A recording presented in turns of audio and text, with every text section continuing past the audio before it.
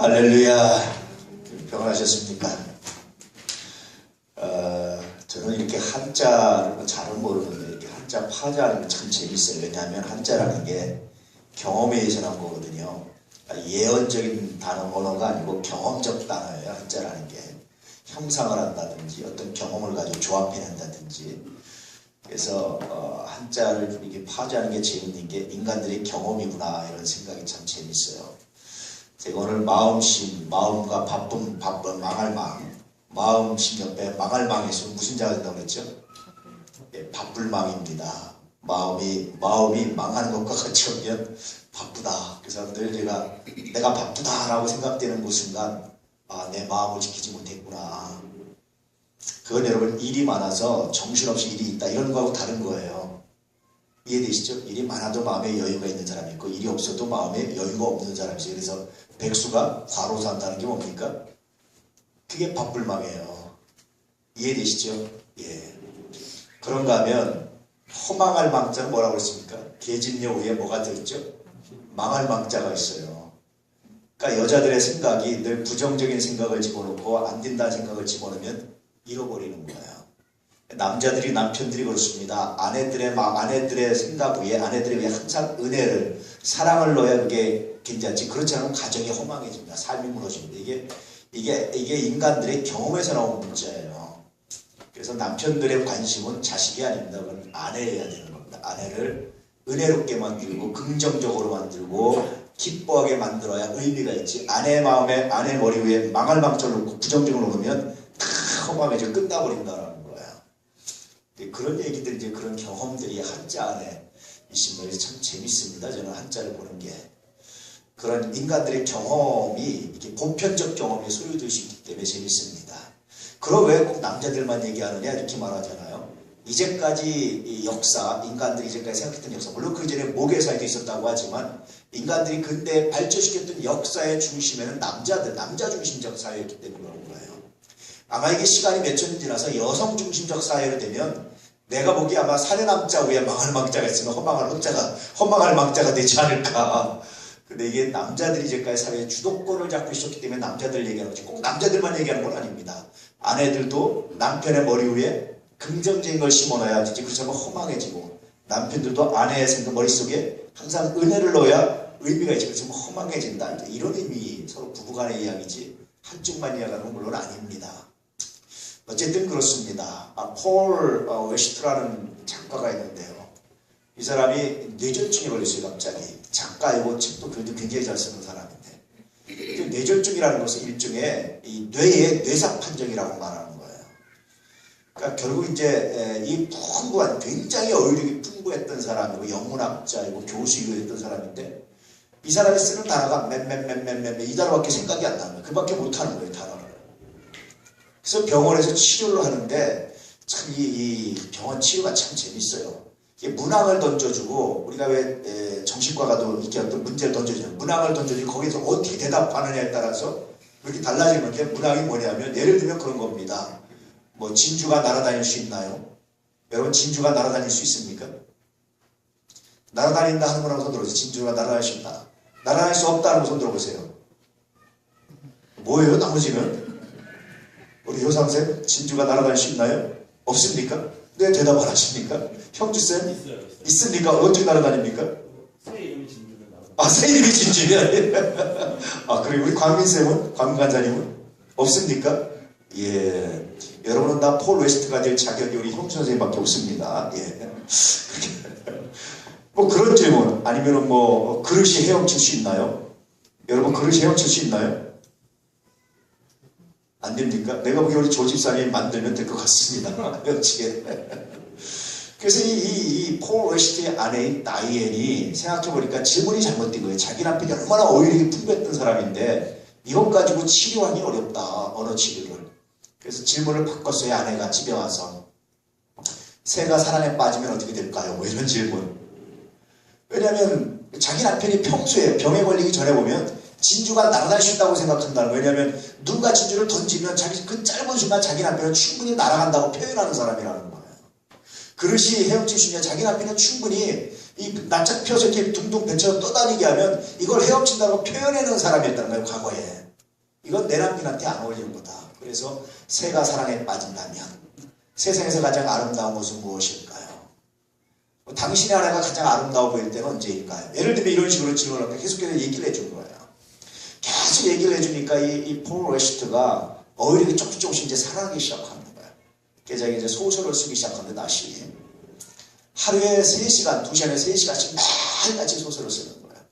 생각이 안 나면 단어가 생각이 날 때까지 기다리는 거예요. 아내도 말 안 해도 생각이 날 때까지 옆에서 다른 조언을 해줬겠죠, 이제. 그래서 생각을 해서 소설을 쓰기 시작했어요. 소설을 쓰고 나면 아내가 다시 교정을 봐주고.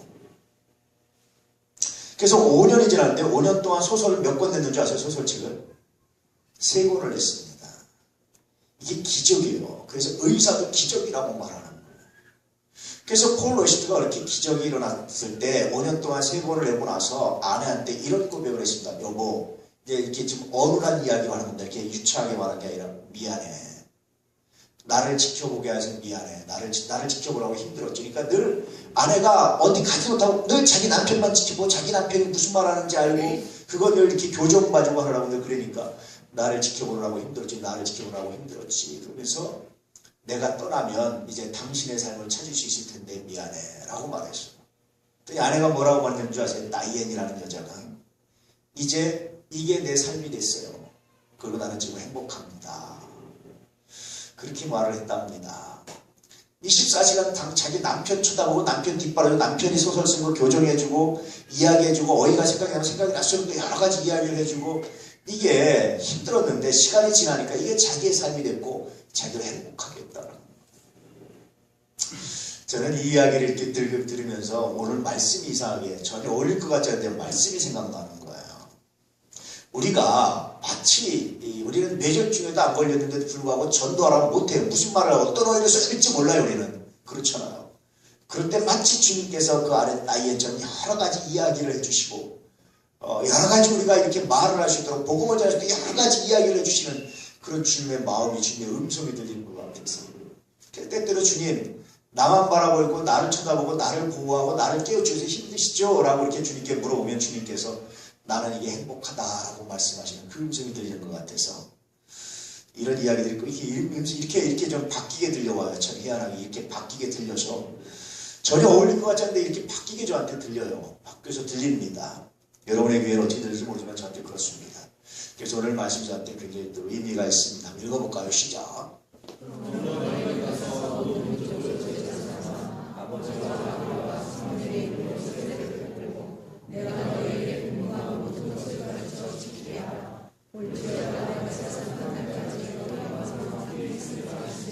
이 볼지어다가 부록인데요. 왜 이런 부록을 기록하셨을까요? 이미 예수님께서 뭐 하셨습니까? 가르쳤고 또 분부했고 다 하셨어요. 대부분 다 가르치고 일일이 다 이렇게 실습도 시키셨습니다. 전도도 내보내고 다 하셨는데도 불구하고 제자들이 뇌졸중 환자도 아닌데 마치 영적인 뇌졸중 환자들처럼 가면 말이 안 떨어지는 거예요. 입이 뭐라고 말해야 될지 너무 걱정하니까 예수님께서 뭐라고 말씀하시냐면 공회에 잡혀가면 무슨 말할까 두려워하지 말아라. 너에게 할 말을 하나님께서 주실 거라고 말씀하시는 거예요. 무슨 단어로 이제까지 배웠는데 생각이 안 나요. 여러분 그런 적 없습니까? 생각이 안 나는 적 없습니까? 제가 창피한 고백을 하나 하는데요. 중국에 갔어요. 이거는 녹음을 해도 될지 모르겠다. 중국에 갔는데 어쨌든 좀 만나면 안 되는 사람을 만났습니다. 만났는데 나보고 처음 만난 사람이고 처음 한 사람인데 나보고 갑자기 옆에 있는 사람이 복음을 좀 전해달래요.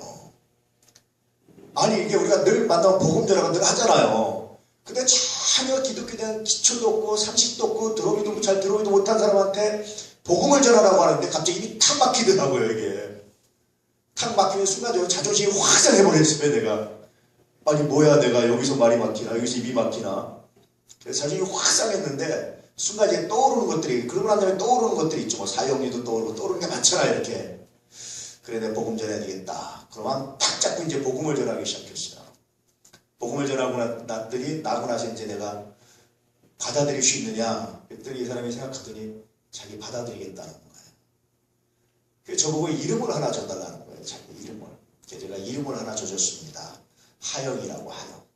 그냥 단순하게 하나님의 영광이다. 그래서 하영이라고 이름을 좀 써서 하영씨가 됐는데, 예명입니다. 예명. 하영씨가 됐는데, 그때 제가 생각한 게 있습니다. 우리가 이렇게 평소에 만나서 내가 이렇게 여러분들한테 여러 번 하거든요. 근데 전혀 생짜이 그것도 좀 마음에 안 되는 사람을 만나서 딱 쳤는데요. 가슴이 딱 막히는 거예요. 이렇게. 그때 내가 주님께서 내가 세상 끝날까지 너희와 항상 함께 있으리라는 말씀의 의미를 알았어요. 영적인 뇌졸중도 아닌데 그렇다고 생각이 안 나는 것도 아닌데 갑자기 막혔을 때 내가 그분한테 복음 전을 그분이 받아들인 것은 어떤 결과입니까? 뒤에 있는 볼지어다 내가 세상 끝날까지 너희와 항상 함께 있으라는 결론 열매다. 그분이 받아들이고 그분이 예수 믿겠다고 한 것이 이게 하나님의 은혜입니다. 나의 언변이나 나의 논리가 아니라 하나님 당신이 나와 함께 하시기 때문에 나는 순간적으로 머리가 하얘졌습니다. 하나님 아시죠? 근데 내 입술을 열으셔서 깨닫게 하시고 생각나게 해서 전했는데 행설수란 것 같은데 사실은. 그런데 그가 받아들이고 진지한 눈빛으로 고백하고 그래서 하나님은 당신이 아닙니다. 당신 나와 함께 하시기 때문에 고백할 수밖에 없어요. 솔직히 말하면. 그래서 그때 제가 너무나 충격받아가지고요. 항상 준비하고 다닙니다. 어떤 사람 만나면 내가 복음 전하시는 항상 준비하고 다닙니다. 아주 생짜 조금 더 좀 있는 사람, 좀 들어본 사람, 아주 이렇게 있는 사람, 아니면 교회 다니다가 실족한 사람, 이런 사람들이 제가 유형별로 준비를 해놓고 다닙니다. 항상 이렇게. 누굴 만나든지 내가 하리라. 그런 식으로 생각을 하고 다니는데, 우리가 그래요. 그래서 이 부록은요, 주님이 항상 우리 함께 하신다는 것을 이미 가르치고 다 했는데 불구하고 우리가 영적인 뇌졸중 환자처럼, 치매처럼 생각나지 않을 때, 우리가 답답해할 때, 우리가 순간적으로 당황할 때, 주님이 우리에게 생각나게 하시고 가르쳐 주시는 하나님의 은혜입니다. 그러므로 뭐 하라는 얘기입니까? 담대하라는 얘기입니다. 언제요? 복음 전할 때. 난 생각하고 나는 횡설수설한 것 같은데 하나님이 함께해서 그를 마음을 변동시키고 그의 마음을 감동시키고 변화시키는 이게 하나님의 은혜입니다. 이게 하나님의 역사입니다. 할렐루야. 그럼 담대하라. 여러분 복음 전하는 것은요 단순히 교인 하나 늘리는 데 목적이 있는 게 아닙니다. 복음 전하는 것은요 정말 구원받은 자를 늘리고 복음 전하는 그와 영원히 평생 영원히 함께하겠다라는 고백입니다. 나는 너가 지옥에서 고통하는 못 보겠다. 나는 너와 영원히 하나님 나라에 함께 구하고 싶다라는 사랑의 고백입니다. 마음의 애달픈 고백입니다. 이게 복음 전하는 거예요. 그래서 복음 전도는요 사랑하지 않으면 못하는 거예요. 간혹 가다가 전도를 기능적으로 생각하는 분들이 있어요. 전도를 사람 하나 더 채우는 기능으로 생각하는 분들이 있습니다. 슬플 때가 있습니다. 여러분 그것은 전도의 본질이 아닙니다. 전도의 본질은 뭐냐면 사랑입니다.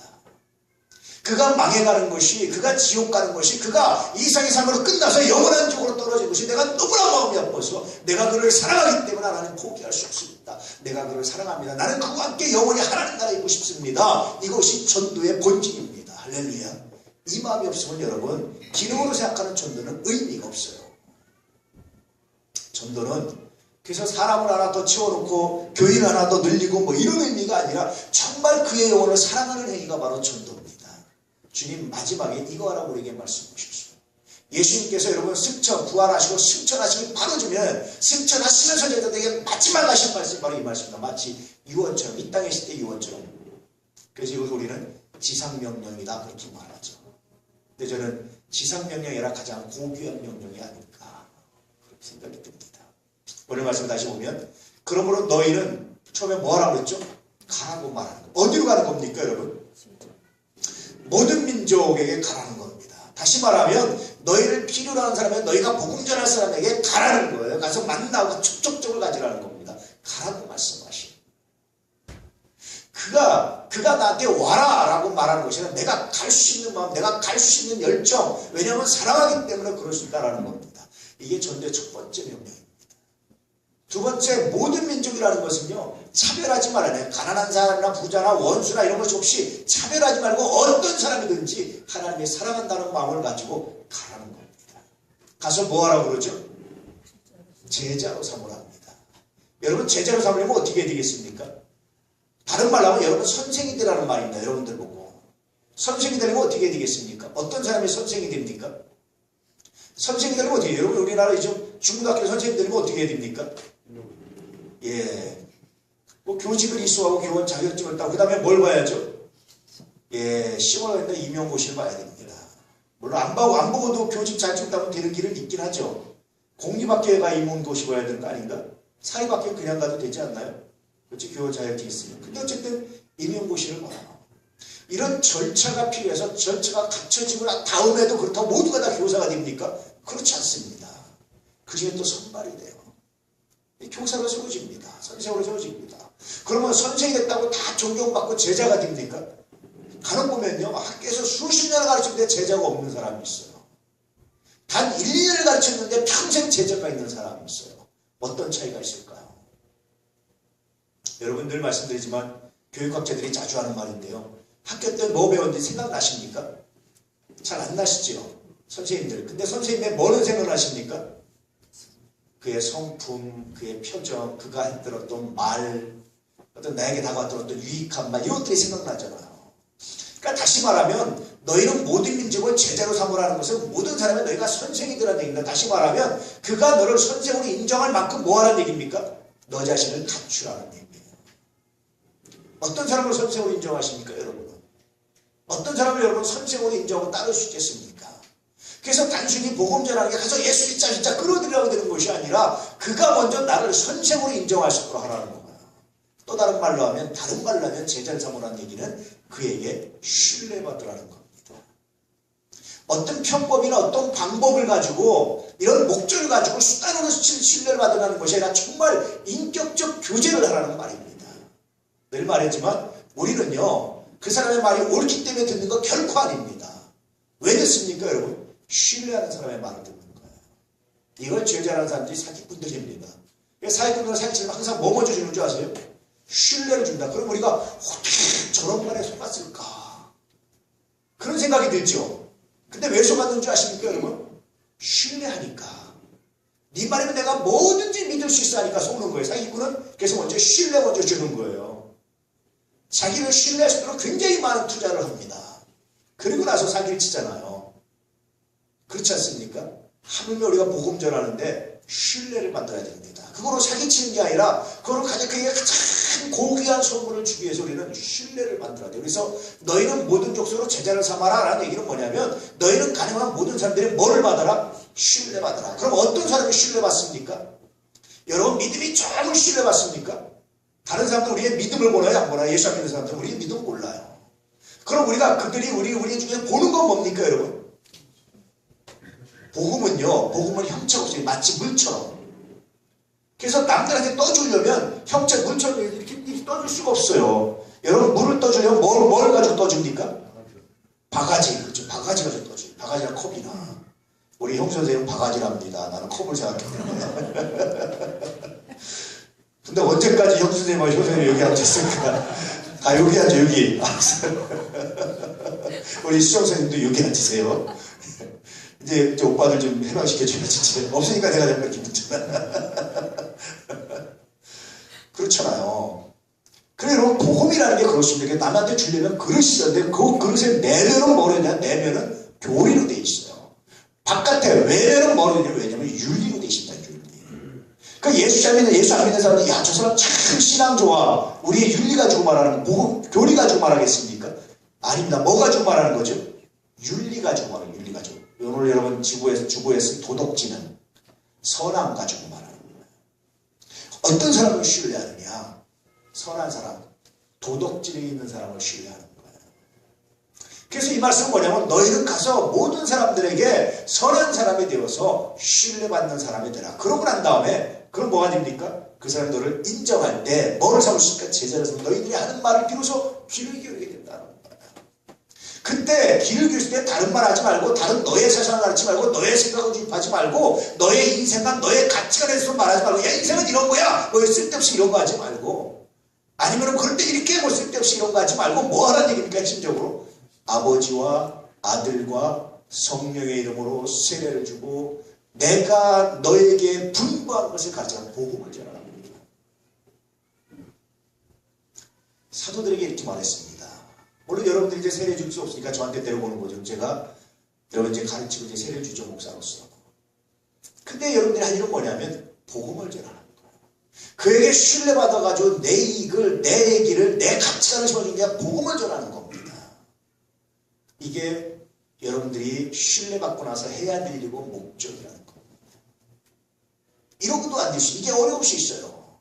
그럴 때 주님께서 부르고 하신 말씀이 뭐냐면 내가 세상 끝날까지 너희와 항상 함께, 내가 그 순간에도 어떤 사람을 만나든 어떤 상황에 놓이든 어떤 처지에 놓여있든 너의 입이 막힌다 할지라도 염려하지만 내가 너와 함께 있을게 라는 말씀이 마지막으로 들려주고 승천하신 겁니다. 500의 형제가 보는 가운데서 남자들만, 어른들만 500명 정도, 여자들 아이들 다 합치면 대략 1500에서 2000명 정도의 사람들이 보는 가운데서 승천에 올라가셨고, 초대교회는 수많은 증인들을 봤기 때문에 그걸 가지고 복음을 기록하고 복음 전기도 아무도 가지고 거짓말하는 말하지 않고 다 인정하고 예수 믿고 굉장히 많이 확장돼 갔던 것이 성경의 역사입니다. 이해되시죠? 예수님의 마지막 소원이 바로 이겁니다. 이것은 단순히 사람 하나 늘리는 것이 목적이라, 뭐가 목적이라고 했습니까? 한 사람이 그 지옥 가는 게 마음이 아파서 그를 사랑하는 것이 예수님의 목적입니다. 여러분에게 이 예수님의 사랑하는 마음이 있기를 축복합니다. 주님 나에게 주님의 마음을 회복시켜 주십시오. 주님 나에게 그를 사랑하시는 마음을 주십시오. 이 마음이 회복되기를 축복합니다. 야, 어떻게 저런 사람이 교회 오면 좀 내가 좀 창피할 것 같아. 야, 내가 저 사람 데리고 오면 혹시라도 나에 대해서 혹시 안 좋은 얘기라고 들으면 내가 삶이 안 될 텐데 뭐 이런 생각하지 말라는 얘기입니다. 하나님께 맡기라. 언젠가부터 우리는 전도도 골라 살려고 그러죠. 모든 족속이 아니라 골라 살려고 그러죠. 내 체면을 먼저 생각하고 내 이익을 먼저 생각할 때가 많잖아요. 이런 것은 옳지 않습니다. 골라 사지 말고 누구든지 사랑하는 마음을 가지고 복음 전해서 그도 구원받을 수 있도록, 그도 하나님의 백성이 될 수 있도록, 그도 이 땅을 떠날 때 그냥 끝나는 것이 아니라 지옥이 아니라 하나님 나라로 영접될 수 있도록 그런 마음을 가지고 기도를 가지고 하는 것이 우리가 해야 될 일입니다. 나는 뭘 얘기 될지 모르겠어요. 그때 믿으십시오. 주님이 지금 나와 함께 하신다. 그래서 예전에는요, 요즘에는 아주 이렇게 논리적으로 전도를 잘 만드는 사람들이 잘 안 믿잖아요. 예전에 우리나라 전도를 어떻게 했는지 아십니까? 예수 천당 부신죠. 이 한마디의 사람들이 예수 믿고 돌아왔어요. 전도는요, 무슨 굉장히 논리적으로 잘해야 되고 뭘 많이 돼. 이건 두 번째 문제예요. 그건 여러분들이 데리고 오면 제가 가르칩니다. 여러분들 그냥 한마디로 예수 믿자. 그 말에 따라와요. 어떤 사람이 그 말하면 따라옵니까? 신뢰하는 사람이. 근데 신뢰하지 않는 사람이 아무리 좋은 말을 논리적으로 잘해도 안 따라옵니다. 전도는 결국 신뢰를 받는 게 첫 번째. 누가 전도를 잘하느냐? 신뢰받는 사람이잖아. 그래서 그리스도인들은요, 신뢰받아야 될 이유가 있습니다. 신뢰받아야 될 삶의 가치가 있습니다. 신뢰받는 사람의 말을 듣는 거야. 신뢰받지 않는 사람은 말을 안 듣습니다. 예컨대 야, 이제 올해 2015년 새 우리나라 경제가 이렇게 될 겁니다. 만약에 나도 말하고 여러분 예컨대 세계적인 경제학자가 말했습니다. 누구 말을 사람들이 듣겠습니까? 세계적인 경제학자 말을 들어. 왜 듣습니까? 이를 세계적인 경제학자라는 말 자체가, 타이틀 자체가, 그 이야기 자체가 뭘 줍니까 여러분? 신뢰를 주는 거예요. 지난해 내 말이 맞을 수 있어요. 그 사람 말이 틀리고. 그레디어적인 사람들은 내년에 내 말을 듣겠습니까? 그 사람 말을 듣겠습니까? 경제에 대해서. 그 사람 말을 듣는 거예요. 이게 신뢰의 힘입니다. 왜 공부하는 줄 아십니까? 그런 객관적으로 신뢰받을 수 있는 가치, 자격을 갖추는 게 공부하는 거예요. 왜 박사학위 받는 줄 아세요? 아무리 실력이 좋아도 사람들이 안 알아주지, 안 믿어줘요. 근데 박사학위 받으면 저 사람 그 정도의 그분의 박사니까 믿을만해. 신뢰를 주는 거예요. 그게 실력이란 뭐냐? 신뢰를 주는 게 실력의 첫 번째 단계입니다. 저 사람한테 이거 맡기면 할 수 있어. 두 번째 실력은 뭐냐? 그 신뢰를 받아서 실망을 오지 않고 보답해 주는 것이 실력입니다. 그럴 때 실력이 있다라고 말하는 거예요. 우리 주님이 여러분들한테 원하시는 게 있습니다. 바로 이겁니다. 이거에 응답하고 순종할 수 있는 실력이 여러분에게 있기를, 영적인 실력이 있기를 축복합니다. 할렐루야. 그래서 오늘 말씀의 핵심은 뭐라고 했습니까? 신뢰입니다. 신뢰. 신뢰받기 위해서 내가 어떻게 하면 신뢰받을 수 있을까? 어떤 사람을 신뢰한다고 그랬습니까? 선한 사람, 도덕질이 높은 사람을 신뢰하는 거예요. 도덕질이란 언제 나옵니까 여러분? 그 성경은 선으로 악을 이기라고 말씀하시죠. 선으로 어떻게 악을 이기라는 거예요? 악한 일이 있을 때 나도 같이 싸우고 같이 덤벼야 그래도 비슷해지는 거지. 그 사람이 계속 악하게 나는 선하게 살라는 겁니다. 어떻게 하면 되는 겁니까 그러면? 다른 말로 하면요, 악한 사람의 공격에 의해서 당하는 손해, 초기의 손해를 감내하라는 겁니다. 악인의 공격은요 여러분 굉장히 질풍노도 같이 달려옵니다. 그때 그걸 감내해 주는 거예요. 그러면서 또 목적을 잊지 말라는 거예요. 어떤 목적을 잊지 맙니까 여러분? 하나님의 영광이라는 목적을 잃지 말라는 겁니다. 그럴 때 결국 하나님께서 승리하게 하신다. 그것이 여러분 도덕질입니다. 그것이 선함입니다. 옛날에는 무조건적으로 수용해도 따라라는 게 착함이라고 생각해요. 요즘에 착함은 그런 게 아닙니다. 긍정적으로 수용해서 새로운 에너지를 만들어낼 수 있는 것. 이게 착함입니다. 요즘에 말하는 도덕질입니다. 회사들이요 제일 중요하게 보는 게 도덕질이에요. 이제는 한국도 여러분 회사에서 사람을 뽑는데요 스펙 잘 안 보겠답니다. 왜냐하면 아이들 실력이 대동소이하고 좀 토익적 높은 아이나 좀 낮은 아이나 회사 들어니까 별 차이 없다는 거예요. 조금 높은 돈 뽑아봤자 별 차이가 없는데 근데 차이를 결정적으로 지는 게 하나 있다는 거예요. 뭐냐면 그게 도덕질, 그게 성품이라는 거예요. 결국 성품이 좋은 놈이 더 큰 공헌을 하고 더 아름다운 일을 하지 실력은 좀 높은데 성품이 나쁘면 결국 회사 망치고 결국 회사 길을 빼돌리고 이런다는 거예요. 요즘 회사 대기업에서요. 그래서 물론 실력이 기본이 갖춰져야 되지만 이것까지 크게 안 본다는 거예요. 중요한 건 뭐냐면 성품이라는 겁니다. 성경은요. 그래서 우리에게 선으로 악을 이기라고 말씀하십니다. 20세기는요. 이 말씀이 무시당했습니다. 사람들한테. 착하면 어떻게 살아요? 세상은. 그렇게 못 삽니다. 무시당했어요. 너무나 마음이 아팠어요. 20세기에. 21세기에 들어오면서 모든 사람들이 사회에서 발견하는 게 뭐냐면 선함이 중요해요.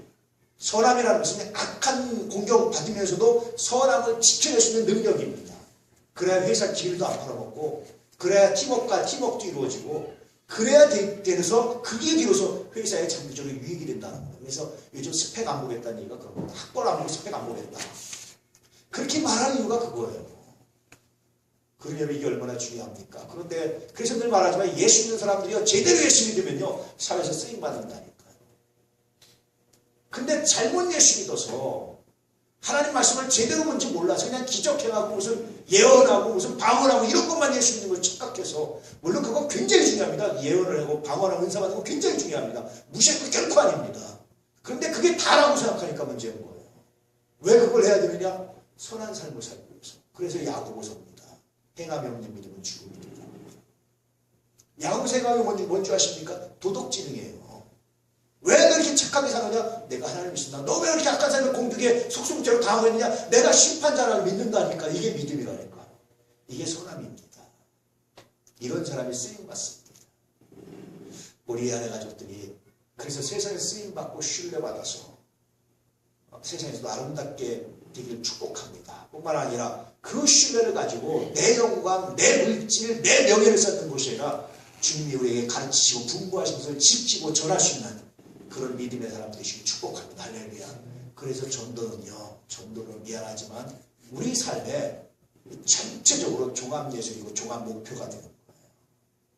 이렇게 전도하는 사람의 삶이 아름다워, 이렇게 전도하는 사람의 삶이 성공적이고, 이렇게 전도하는 사람의 삶이 비로소 하나님께 쓰임받는 삶이고 기억되는 삶이다라고 말하는 겁니다.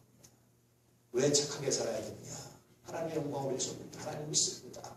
그럼 너 어떻게 하나님의 영광을 드러내냐고 누가 묻는다면 내가 이 착하게 산 것, 이 신뢰로 내가 복음 전하고 하나님의 영광을 드립니다. 이렇게 답변하는 사람들이 그리스도인입니다. 요즘에 한국교회가 총동원 좀 뭐 이래가지고 괜히 부담 갖고 그러는데요.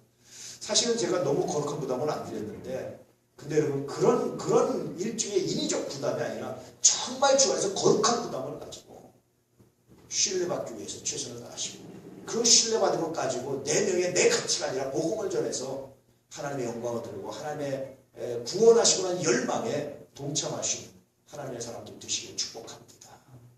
할렐루야. 아멘. 그래서 오늘 말씀 핵심이 뭐라고요? 신뢰는 다른 말로 도덕질입니다. 그것들을 만들어 가시는 사람들. 도덕질은 어떻게 만들어 간다고요? 악한 일이 있을 때 악으로 대응하지 않고 선으로 감내할 줄 아는 사람. 그래서 환난은 인내는 연단은 뭐를 이루죠? 소망을. 로마서 5장 3절에 있는 말씀입니다. 소망을 이룬다. 그렇게 말씀해 주고 있습니다. 그래서 성경에도요, 환난 당할 때는 인내, 맷집이라고 하죠. 맷집. 믿음으로 맷집 좋은 사람이 승리하는 사람입니다. 맷집이 얼마나 중요한지 몰라요. 어릴 때 어린애들 싸울 때요. 제일 무서운 애가 누군지 아실까요? 맷집 쪽을 해입니다. 싸움 잘하는 것보다 더 무서운 애가 맷집 쪽을 해요. 얘는 못 당해. 맷집 쪽을 해는 끝까지 덤비면 그렇잖아요. 가서 터졌어요. 그 다음날 가서 싸우자고 덤벼요. 시컷 때려 또 올라가서 그 다음날 또 가서 싸우자고 덤벼요. 시컷 터졌어요. 또 덤벼요. 한 10번만 하고 오셔. 이렇게 너는 터질 않은 건들 얘기를 한다니까요. 근데요, 그 가운데 하나님이 함께 하셔서 그 맷집 가운데 멍들지 않고 그 맷집에 무너지지 않고 넘어지지 않고 쓰러지지 않고 망하지 않도록 지키셔서 승리하게 하신다는 것이 하나님의 약속입니다. 그러므로 이 도덕질을 이 선함을 지켜낼 수 있는 그것으로 복음을 전할 수 있는 하나님의 사람들 되시기를 축복합니다. 네. 우리가 3월 달에 3월 마지막 주에 한번 하려고 그러는데 예수도 축제 우리가 오늘 하다가 하려고 그러는데 준비하시고 좀 더 기도하셔서 신뢰를 쌓으시고 신뢰의 열매를 하나님께 드리시는 은혜가 있기를 축복합니다. 기도하겠습니다. 할렐루야. 아버지 하나님 감사합니다.